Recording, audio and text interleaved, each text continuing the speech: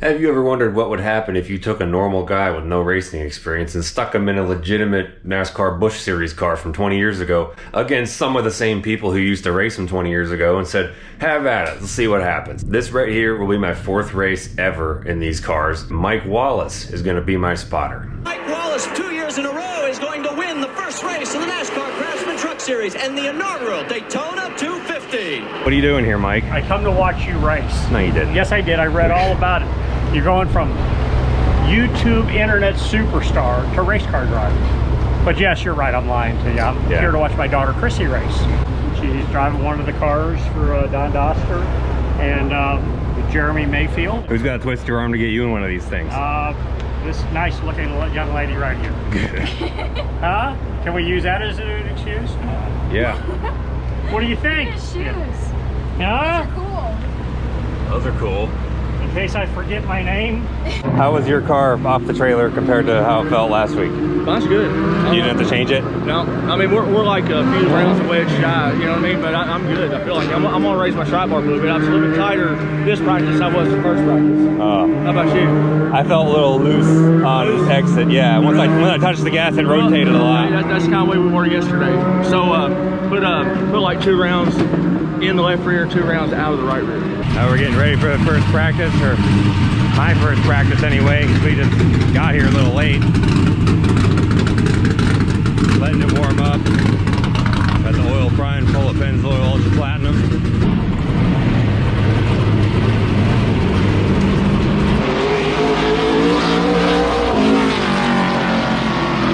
Let me see your camera for a second. I'm retired. You're starting. You're telling the world about all this. Maybe everybody will respect us as drivers now because there's more to it than just driving the car.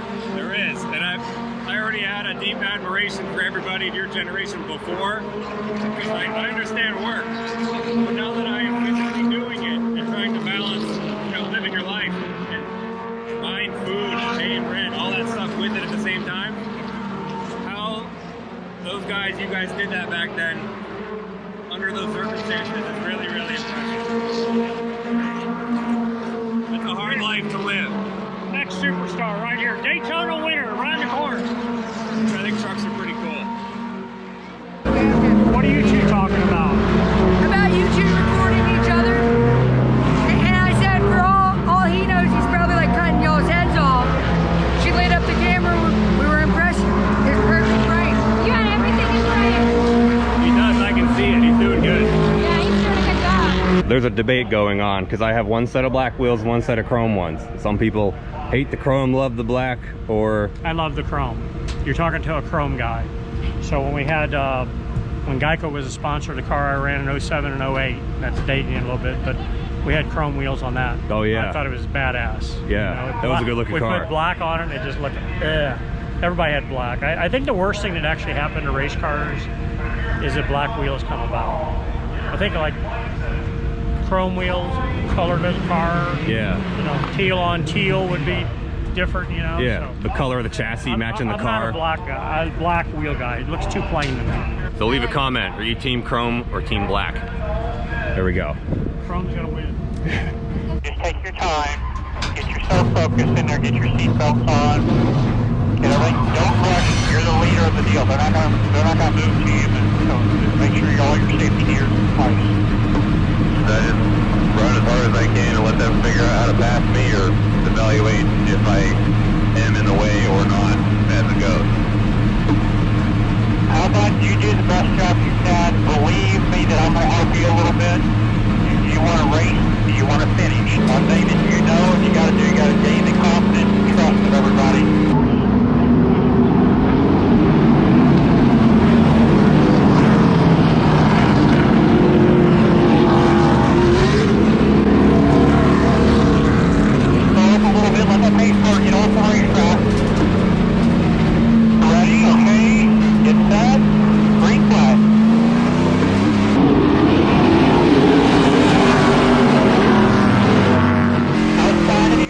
Difficult to judge how fast you can go into the turn at first because you don't want to overdo it and slide up into the car next to you.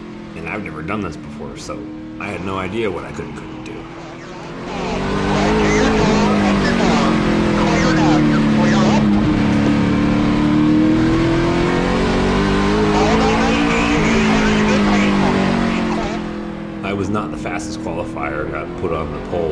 an invert, so I was expecting cars to pass me, but I thought there would be more of them. Now I've kind of settled off at third, and I'm thinking, okay, I'm going to make it my mission to stay here behind Mayfield. It is a very slow car off of turn 2. He's supposed to stay to the top. Because you guys are on the bottom, stay on the bottom.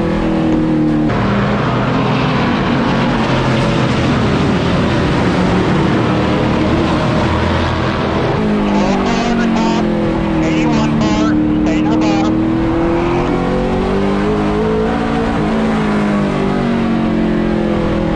Clear, 9 car, get on top.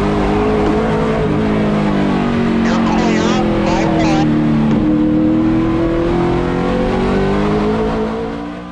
Not only am I still learning how to drive this car, but all of the tracks we go to are places I've never been to before. So I'm learning this place on the fly.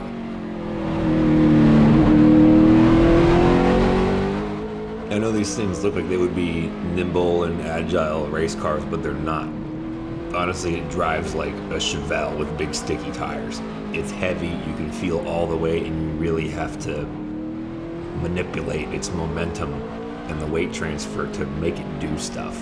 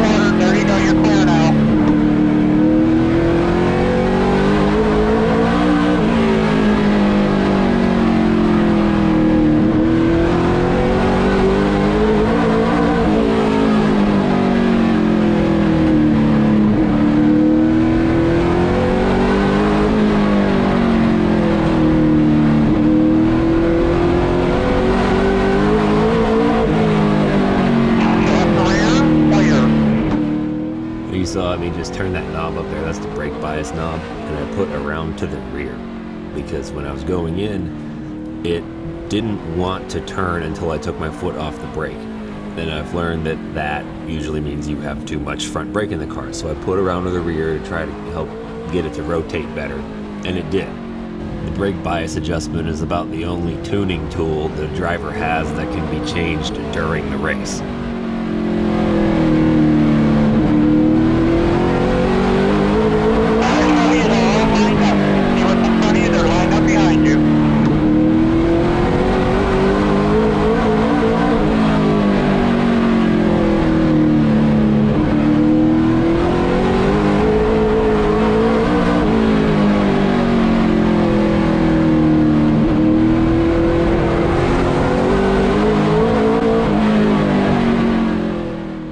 See a little bit of smoke come out of the back of Chris Burns' car, the 18. I don't know what that is. I don't know if he's got a tire going, like a tire rub, if he can blow tire or what, but I'm kind of keeping my eye on that as a potential, issue waiting to happen.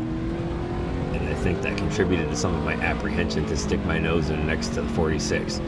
Because at the front of my mind is the knowledge that if I tear the front of this car up, I do not have time to fix it before the season ends.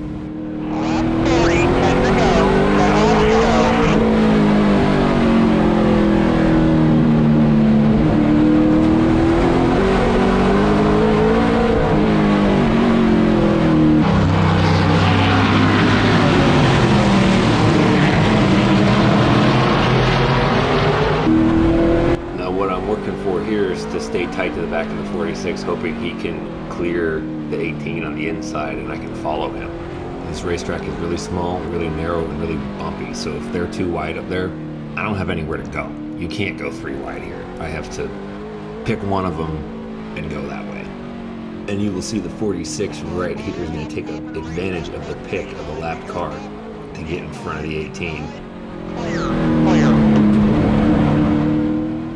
I haven't seen the haze out of Burns' car get any worse or any better, so I'm kind of thinking now if he had a tire rub, if there was going to be a problem already, it would have gotten worse or something would have happened by now, so I'm not really too worried about it.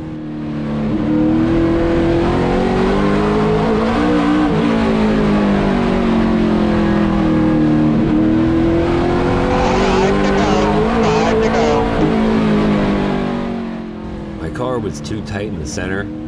I didn't really have any way to fix that because we didn't show up the day before for the practice day like we have been sometimes, to where you can have an entire day to iron this stuff out. We showed up the day of the race and ran the 2 10-minute practice sessions, made a couple changes, and that was it. And that's when you can see when I start pushing harder to try to catch up past Chris Burns, I'll get loose on the exit. Well, that's not because the car itself is loose, it's because it's too tight in the center and I have a lot of wheel in it, and then it snaps loose because I have so much wheel in it still at that point on the exit.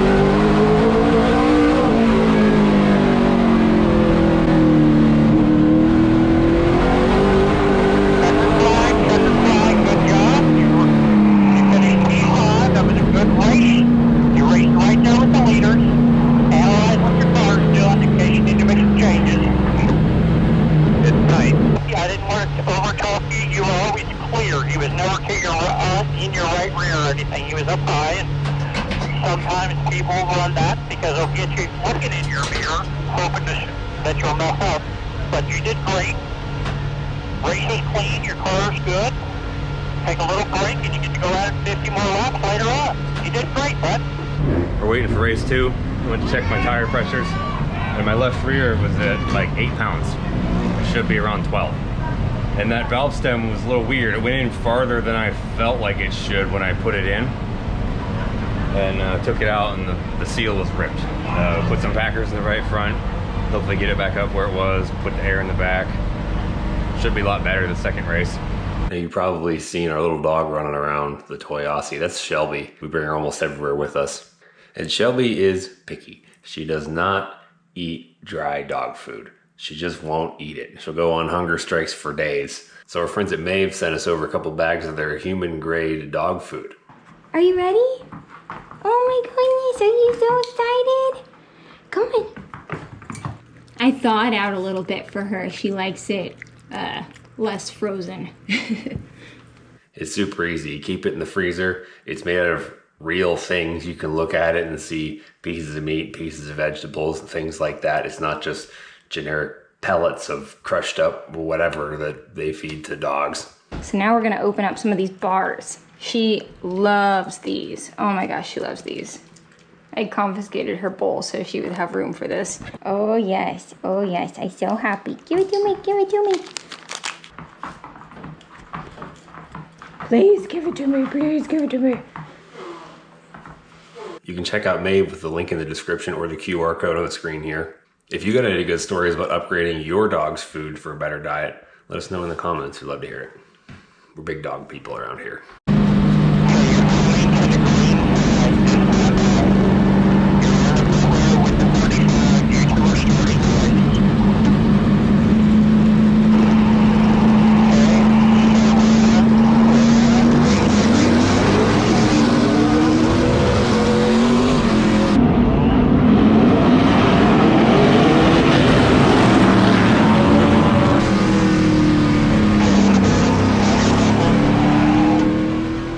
Restarts are my greatest weakness right now, and I'm pretty sure I figured out why.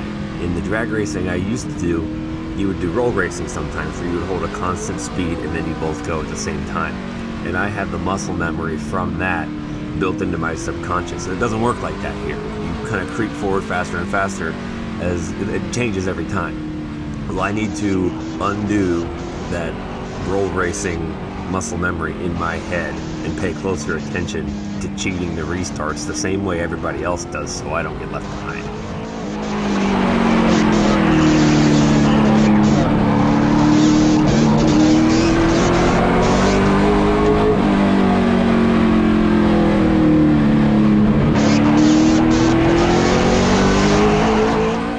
Even though I fixed the air pressure and put the packer back in the right front to keep it from burying itself into the racetrack, the car felt worse in the second race than it did in the first one. And it felt worse in practice. It felt worse in the first race than it did in practice. And I would think that that's probably as a result of the track temperature cooling off, because it cooled off significantly from the time we got there to now. It's actually kind of chilly outside.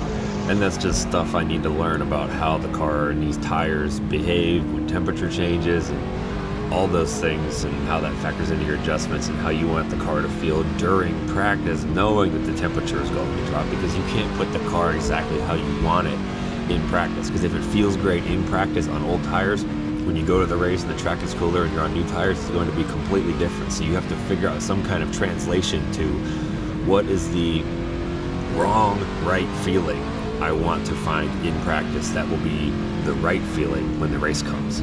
Something a lot of you probably don't know with these cars, if you see a power cord and plugged in behind the seat there, that's not to charge the battery. That is going to the heater on the oil tank. These cars hold about 5 gallons of oil. This is a real R5 P7 Dodge engine from the truck series 20 years ago. The tolerances inside them are so tight, if you start them with cold oil and nothing is expanded yet from the heat, you can cause damage to it, premature wear, all that stuff. So what you do after you let the oil heat for about 20 minutes, you have to do this every time you start the engine or you will hurt it. You have to slide the oil pump belt off, which takes a little bit of work. Then I use this angle drill here with a 1/2-inch bit and spin the oil pump over to prime the system, because the dry sump creates a vacuum. Eventually there's no oil in the engine. Run it until I can put my hands on the lines and feel that all this is hot now from the hot oil that came from the tank. You also might be wondering, well, there's probably not actually Pennzoil in that car. Oh, it's a race motor. It's like, no, there actually is Pennzoil in this car. It's Ultra Platinum 0W40, and it's the same stuff that you can go buy at the parts store.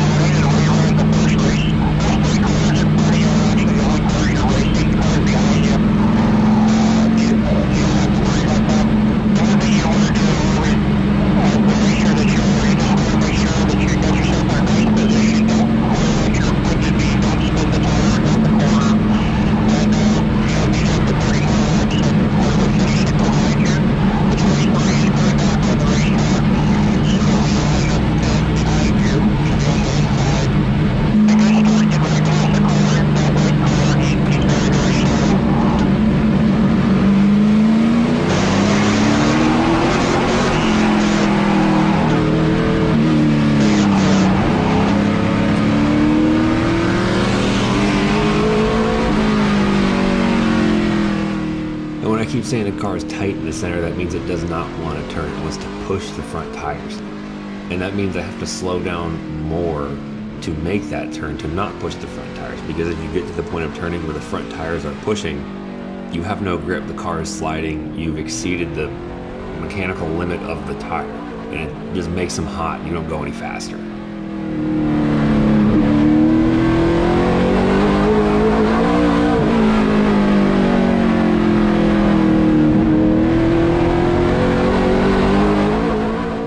Around this time, I remembered something that Ron Hornaday told me to do with my feet when we were putting the seat in this car. And I started doing that, and it helped a lot, because with my own carburetor as a progressive linkage, so I can kind of work the primaries before the secondaries come in.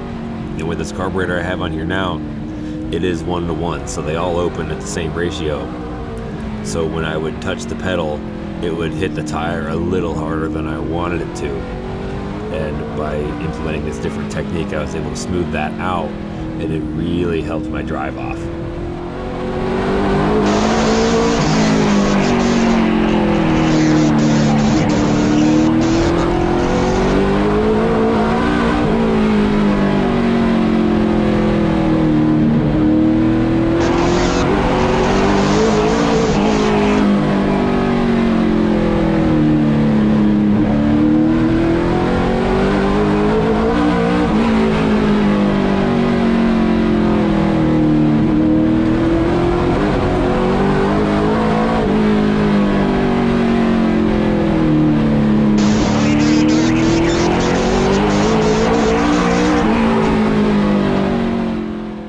This track was a little bit interesting. The bottom groove had a little bit more banking than when you move up, when the banking kind of falls off a little bit. And when I would try to go up there, the front end would just push. It wouldn't rotate, didn't make the turn. So my car was really kind of being band-aided by that extra banking down there, and I couldn't make it work up high.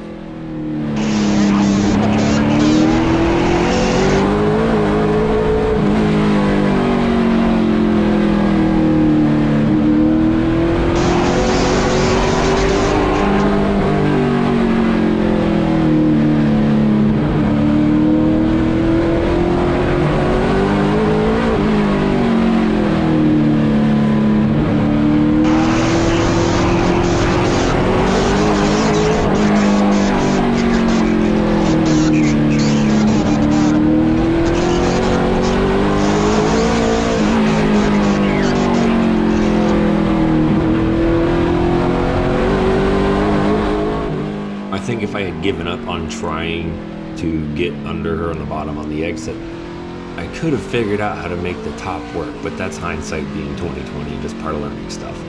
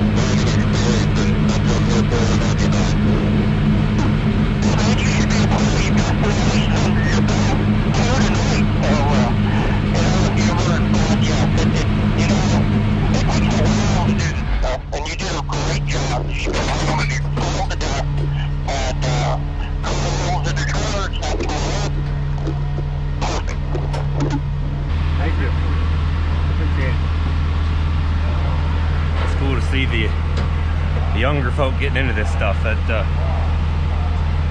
makes me feel good that they're watching, and I have a chance to positively influence them. Because there's too much bad crap, negative influences on the internet now, and I don't want to be that. I've never wanted to be that. I want the young people and everybody watching this video to think, well, that was time well spent in my day. Whether you learned something, you were entertained, or both. That's my goal. So I'd like to know if we're achieving that goal. Thank you for being here. And anyway, back to the present moment. That was fun. That was, I learned a lot about different ways to do things. I knew she wasn't going to be easy to pass, and her car was definitely coming back to me. But then, any chance I would have at letting the horsepower help me out was not going to work here, because the straightaways are so short. And she's so good at taking the bottom. She's running basically the same line that works for me, which I felt like was the only line that was working for me. So I'd try to slide in there up there, but when I'd come through and the banking would increase, when you're on the bottom of that bank, you would increase. When you're a little hot in the center, it'll catch you, and then you can get on it and get out. Well, over there, I felt like the banking fell off a little bit, or I was up in the marbles or something, but it just, that push from center never went away. When I was up there, when I was on the bottom, it was stuck. It was funny having Mike on the radio with his daughter in front, and he's like, you're gonna have to make a move to the outside, because she's gonna hold the bottom, she's not gonna let it go. And I'm like, for some reason, I think you know what you're talking about. Thank you for the spotting job. You're the man. You did a great job. It was fun. Proud of you. Thank you. And yes, it is a conflict of personal interest when you're trying to tell somebody to pass your daughter.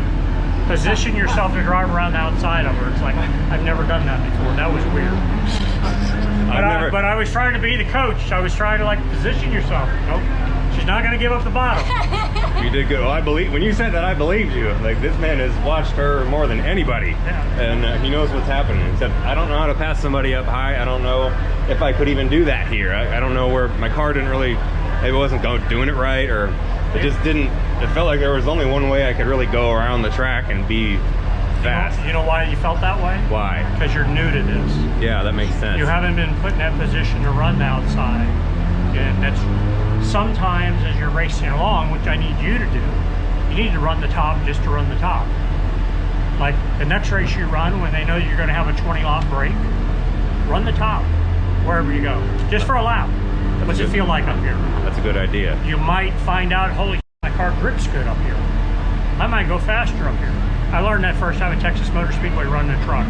You're running wide open down there in a truck. And I'm peeling around the bottom, but maintaining, and I went to the top, half a lane, and all of a sudden that thing picked up speed. It's like I drew. It's like, this is cool. But you don't know it until you go there, and you're kind of, you don't want to try to force yourself to that be your last alternative. You want to know what it's going to do. You want to challenge that for the last 5 laps. That's a position. See, that car's on the bottom. So I got to go somewhere it's not. Whether that's at the top, whether that car was running at the top, you go to the bottom. If it's running at the bottom, you go to the top, right? That's what the dog would say at home, right? I'm going to do something opposite. Yeah, that's the kind of information I'm looking for, because in those first segments, whenever the field fans out and I'm just kind of there, I'm just driving around, like kind of maybe trying to refine my normal line, but I kind of already know what that is. So you need to take that first 20. Then it's cool that they have this break. Yeah. Because you need to play with that in the first 20. Once you've lined yourself out and you've fallen into wherever you're running at, 4th, 5th, 6th, leading, whatever it is, 4th, 5th, 6th, you don't want to do it. Then start moving around. Change your entry. Drive it in, arc it straight in the corner. Do different things, but not enough to get yourself in trouble. That makes sense. Right? Yeah. You're experimenting. But you're doing a small experiment. You're not doing a big science project. Good. You're just going to do little experiments, things like that, but you got to educate yourself before the race. Like at home, think about, okay, you guys riding home and go, well, the car was doing this. Okay, well, what do I need to do from my side, the driver's side, that I can fix that? Or can I? know, tight getting into the center, well, maybe some rear brake in it. But everything's happening so fast, you don't think that. It's too damn hard to think about. Yeah. You know, and you know, if you would have had a better spotter, the spotter would have said, hey, roll some rear brake into that thing. I did do that actually. I have probably 3 or 4 rounds more rear brake in it than we got here with. Because when I was on the brakes and I let off the brakes, then it would turn. So I'm like, okay, I need more rear. And that did help. Okay, so end result, Stapleton Auto Works, look here. Stapleton Auto Works is gonna keep the driver for another week. Yeah, he's not fired. He's not fired. He's gonna load it in the trailer. Gonna go home. Might stop at Waffle House on the way home. I have no idea. That's the only place open. And talk about how good you had tonight. Good job. Thank you. But after the past 3 years of running late models, limited late models, and even run up there at Bowman Racing, these cars have so much horsepower. And you look at qualified, everybody was so close on them. It's like we're all right there within tenths of seconds of each other. But I think, you know, you've only ran 3 or 4 oval races. The fact that you're killing it, you give your body on your car, you're not wrecking, you're not hitting anybody else's stuff, and each lap is getting better. So my first opinion of seeing you race, I think you did a great job. And yesterday when we showed up and started practicing, I was like, what did we get ourselves into? And we got running today and having the race. It was a great time. I told Jeremy, I said, dude, I said, not only are you a great competitor to race against, but you're also an amazing coach. The things that he was teaching me yesterday, the knowledge I felt like I got from him yesterday in those 2 hours, I don't think I would have gotten from 5 people in one day. And if you're wondering, all this cool stuff we have here, by the time you see this video, you can go to StapletonAutoWorks.com and find these hats, like this super sick Pennzoil racing hat that I'm wearing right here. Well, are both on Richardson 112s. And the Stapleton Auto Works patriotic hat with the number on the side too. They're on there. We got koozies, and we got these flags. Right now they're on the way, but by the time you see this, they'll be on there too. They'll have hooks on all 4 corners so you can hang it up. StapletonAutoWorks.com. Check it out. We didn't have these ready at the time of the recording. This artwork was made by Sam Bass Jr. Logan's office is almost ready, so your order should ship in the next few days, week or so at the most. Never fails. We have the spare. Wow, that's amazing. I didn't think we did. This jack is supposed to be for the race car. Hopefully it is beefy enough to do the trailer too.